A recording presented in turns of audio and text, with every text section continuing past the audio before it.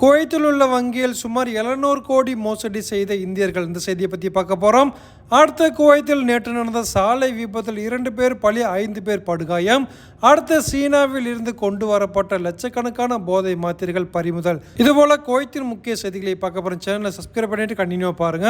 முதல் செய்தி, குவைத்தில் உள்ள வங்கியில் சுமார் 700 கோடி மோசடி செய்து வெளிநாடுகளுக்கு தப்பி சென்ற 700 செவிலியர்கள் உட்பட 1425 கேரளாவை சேர்ந்தவர்கள் மீது கேரளா போலீசார் விசாரணையை தொடங்கியுள்ளனர்.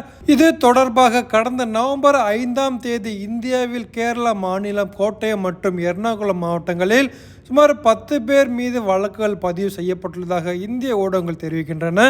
குவைத்தைச் சேர்ந்த வங்கியின் மூத்த அதிகாரி கேரளா சென்று கேரளா ஏடிஜிபியிடம் புகார் அளித்ததை அடுத்து இந்த நடவடிக்கை எடுக்கப்பட்டுள்ளதாக தெரிகிறது. குற்றம் சாட்டப்பட்டவர்களில் பெரும்பாலானோர் குவைத் சுகாதார அமைச்சகத்தில் பணியாற்றிய செவிலியர்கள் என்று முதல்கட்ட தகவல்கள் தெரிவிக்கின்றன.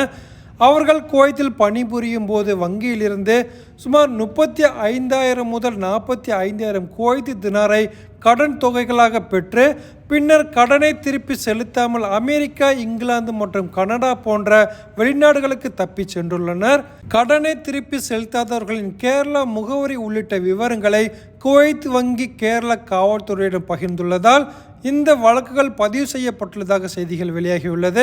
அடுத்த செய்தி, குவைத் 7வது ரிங் ரோட்டில் நேற்று சனிக்கிழமை மாலை மணல் அள்ளும் லாரியும் குப்பை லாரியும் மோதி கொண்டதில் 2 பரிதாபமாக உயிரிழந்துள்ளனர் மற்றும் 5 பேர் படுகாயம் அடைந்ததாக செய்திகள் வெளியாகியுள்ளது. அடுத்த செய்தி, குவைத் சுங்கத்துறை அதிகாரிகள் உணவுப் பொருட்களில் மறைத்து வைக்கப்பட்டிருந்த சுமார் 2,50,000 லிர்கா எனும் போதை மாத்திரைகளை கைப்பற்றியுள்ளனர். தற்போது இது சம்பந்தமாக விசாரணை நடைபெற்று வருவதாக செய்திகள் வெளியாகியுள்ளது.